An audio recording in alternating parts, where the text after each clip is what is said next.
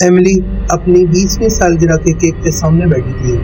Emily دوستوں میں گری ہوئی تھی، اس کی مسکراہٹ بکھری ہوئی تھی اور اس کے چہرے پر کسی بھیانک چیز کی جلملاہٹ پھیل گئی۔ اچانک سردی میں موم بتیوں کے شعلوں نے خود کو دھیما کر لیا۔ اس کی آنکھیں لمحہ بلمحہ گہری غیر فطری ہو گئیں۔ کسی نے نہیں دیکھا سوائے اس کی سب سے اچھی دوست سارہ، جس نے ایملی کو خوف سے گھورتے دیکھا۔ اس رات کے بعد ایملی اپنے بستر پر ایک پرتشدد رونق خواب کی لپیٹ میں تھی۔ سائے دیواروں پر پھسلتے ہوئے جلتی ہوئی سرخ آنکھوں کے ساتھ ایک لمبے خوفناک چڑیل کی شکل اختیار کر گئے تھے۔ چڑیل نے ایملی کو قدیم جادوئی الفاظ میں سرگوشی کی، جب تک کہ ایملی پسینے میں بھیگتی ہوئی چیخی اور خود کو جگا لیا۔ آئینے میں اس کا عکس بہت خوفناک تھا۔ صبح میں ایملی مختلف لگتی ہے۔ وہ گھر میں گھومتی رہی، اس کی حرکات غیر فطری طور پر تیز تھی۔ اس نے اپنی خاندانی بلی کو ان آنکھوں سے دیکھا جو اس کی اپنی نہیں تھی۔ یہ تو صرف شیطانی کھیل کا آغاز تھا۔ سارہ نے ایملی کے عجیب و غریب رویے کا سامنا کیا، لیکن ایملی نے اسے ہنسا دیا۔ اچانک ایملی نے سارہ کا گلا پکڑ لیا۔ اس کی سانسیں اس وقت بحال ہوئیں جب ایملی نے اپنی پلکیں جھپکائیں، جیسا کہ ایملی کو اس بات سے بالکل بھی کوئی خبر نہیں تھی کہ کیا ہوا تھا۔ دور رہو ایملی، سارہ نے سرگوشی کی۔ ڈائن ایملی کے جسم کے اندر تھی۔ رات کے آخری پہر میں ایملی اپنے گھر کے پیچھے جنگل میں اپنے خواب سے انہی سرگوشیوں کی رہنمائی میں نکلی۔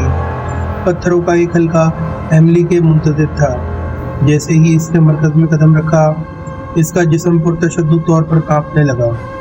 اس کے اندر کی چڑیل صدیوں سے پسی ایک قدیم روح اس کے ساتھ پوری طرح ضم ہونے لگی۔ اس کی جلد سیاہ رگوں سے ساتھ پھٹ گئی۔ سارہ ایملی کے تمام منظر کو ایک درخت کے پیچھے چھپ کر دیکھ رہی تھی۔ ایملی کی شکل بدلتے ہی سارہ نے دہشت سے دیکھا۔ ایملی کا چہرہ بگڑا ہوا تھا۔ ایملی کی آنکھیں سرخ چمک رہی تھی۔ ایملی کے لبوں سے نکلی آواز اب اس کی نہیں رہی تھی۔ چڑیل واپس آ گئی تھی۔ چڑیل ہڑبڑا کر بولی۔ اس کے جسم سے تاریک توانائی نکلنے لگی۔ خوف زدہ لیکن پرعزم سارہ ایملی کے گھر واپس بھاگی اور اسے ایملی کی ٹیبل پر منتروں کی ایک پرانی کتاب ملی۔ وہ اس وقت تک صفحات پلٹتی رہی جب تک کہ اسے جادوگرنی کے اختتام کا جادو نہ مل گیا، لیکن ایملی کے جسم کے اندر کی چڑیل پہلے ہی اس کے پیچھے تھی۔ تمہیں لگتا ہے کہ تم مجھے روک سکتی ہو لڑکی؟ ایملی نے کہکا لگایا۔ سارہ کتاب کو پکڑ کر بھاگ گئی جبکہ ایملی نے اسے گھر میں گھیر لیا۔ روشنی کم ہو گئی، دروازے بند ہو گئے اور ہوا بھاری ہو گئی۔ سارہ پھسل کر اندھیرے تہہ خانے میں گر گئی۔ سارہ نے منتر پڑھنا شروع کیا۔ اس کی آواز کانپ رہی تھی لیکن پرعزم تھی۔ زمین کانپ اٹھی جب ایملی نے چیخ ماری۔ ڈائن کا تاریک جوہر کمرے میں گھوم رہا تھا۔ ایملی کے جسم سے کھینچنے کے خلاف مزاحمت کرنے کی کوشش کر رہا تھا۔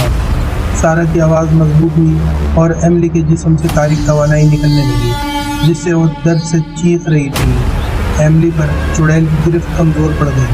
جب سارہ نے آخری جادوئی الفاظ پڑھے تو چڑیل سارہ کی طرف لپکی۔ ایک بے چین رونے کے ساتھ سارہ نے جادو کے آخری الفاظ مکمل کیے اور چڑیل دھوئے کے بادل میں پھٹ گئی۔ ایملی بے ہوش ہو کر فرش پر گر پڑی۔ جیسے ہی سارہ اپنی سہیلی ایملی کے پاس گھٹنوں کے بل بیٹھ گئی، گھر میں خاموشی چھا گئی اور بظاہر ایسا لگ رہا تھا کہ برائی ختم ہو گئی۔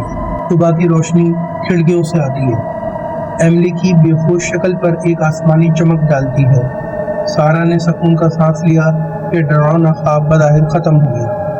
ایملی نے اپنی آنکھیں کھولی۔ ایملی ایک بار پھر نرم اور مانوس نگاہوں سے دیکھنے لگی۔ کیا ڈائن چلی گئی؟ ایملی نے سرگوشی کی۔